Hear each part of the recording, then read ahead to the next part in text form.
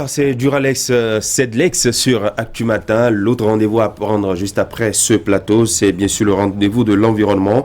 On parlera de la prévention des épidémies, comment rendre plus durable le watch dans nos communautés. Edmond Atakien, spécialiste de l'hygiène et de l'assainissement, il est l'invité de Fulbert Adjimerosu que nous allons retrouver. Mais avant, c'est Herman Parfait Agnamoussou qui est en plateau. Herman, bonjour. Bonjour Christian Dalédian. Bienvenue. Merci beaucoup. Voilà, ce matin, on va revenir sur la garde des enfants, le principe et l'aménagement lorsque les couples se séparent.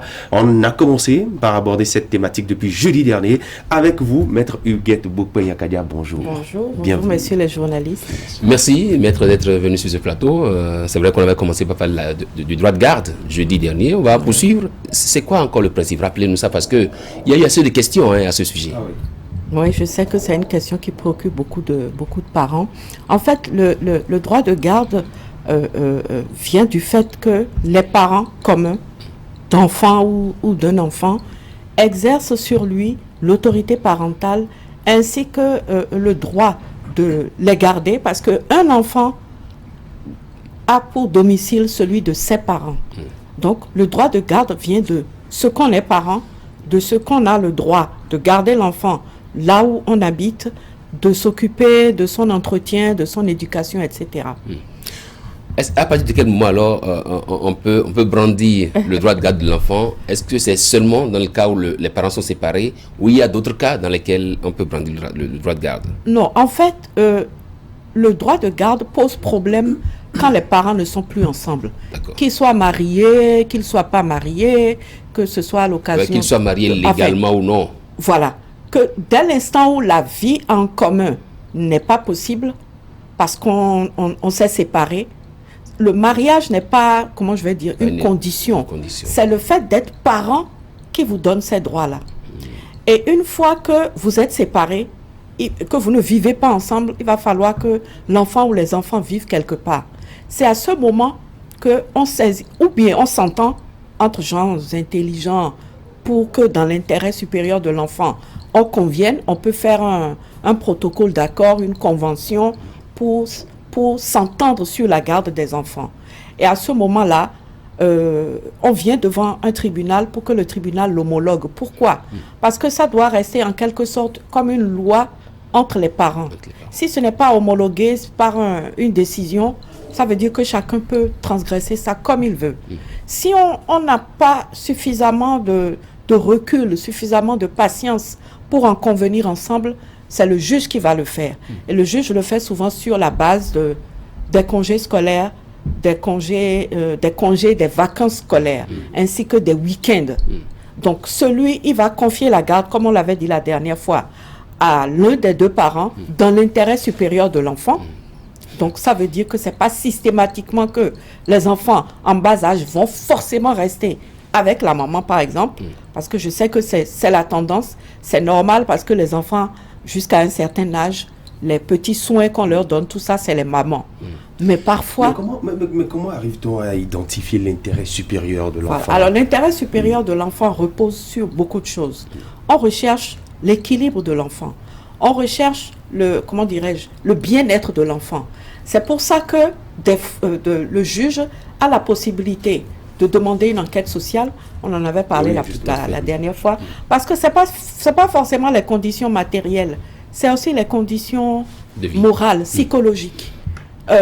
Une maman ou un papa peut avoir une maison très modeste, pas beaucoup de chambres, mais une chaleur humaine et une propension naturelle à s'occuper de l'enfant qui sera préférable à un grand appartement hyper meublé avec le parent le plus riche, mais qui va rester froid pour l'enfant.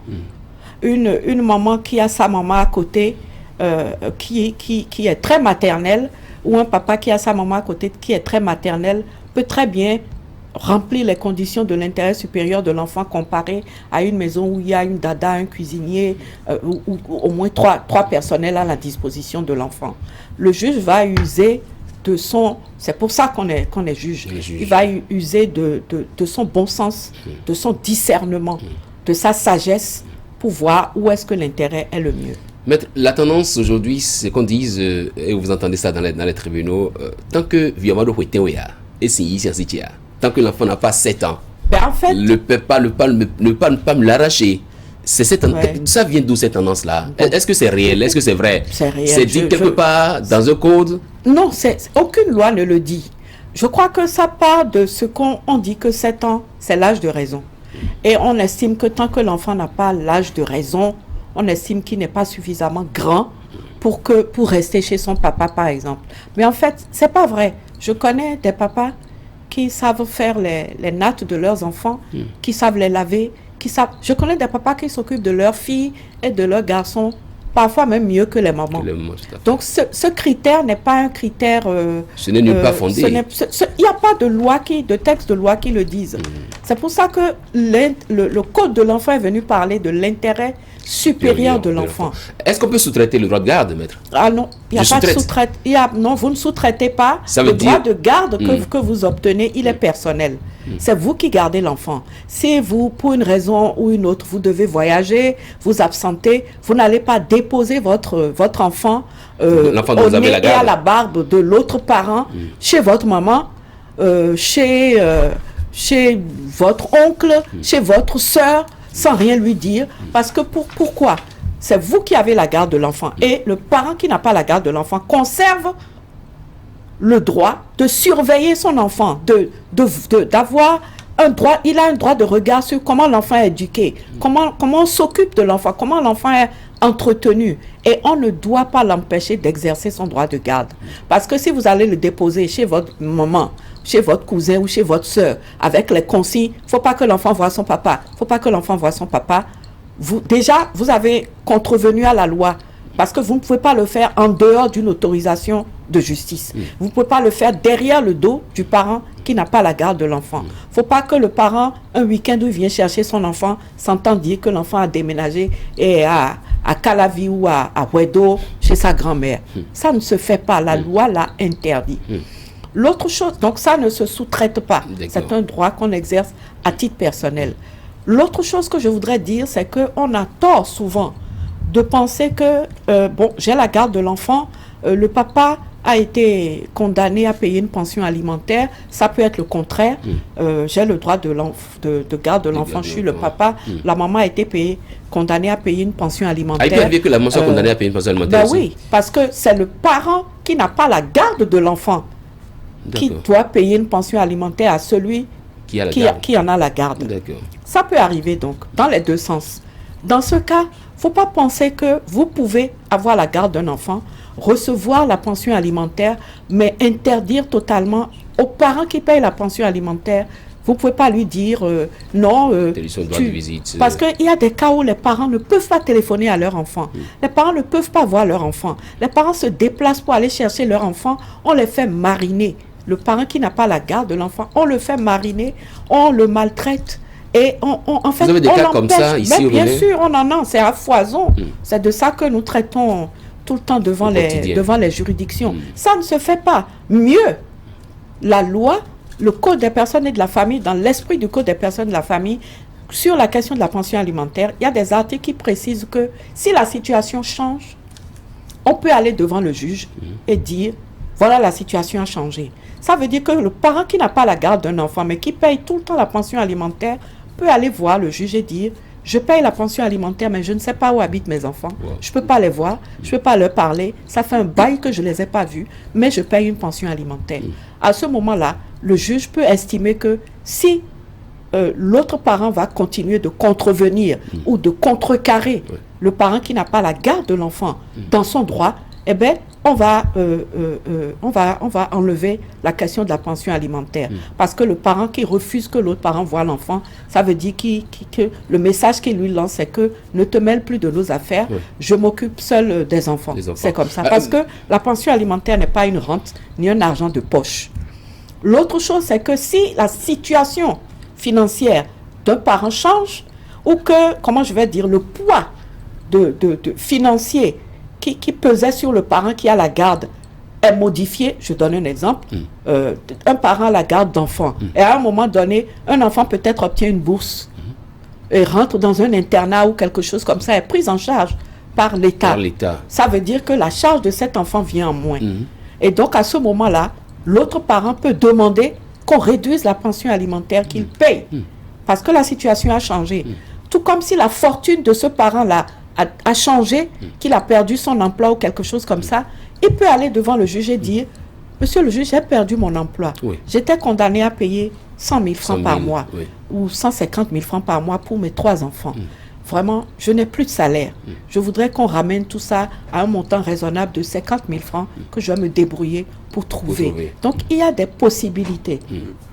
Oui. C'est important de le savoir parce que c'est toujours un drame. Oui. La question qui est faite là, on parle de séparation des parents, donc c'est ça qui appelle le droit de garde. Il peut arriver qu'en lieu et place d'une séparation, que le papa décède ou que ce soit la maman qui décède. Est-ce que ça confère d'office aux parents survivants le droit de garde?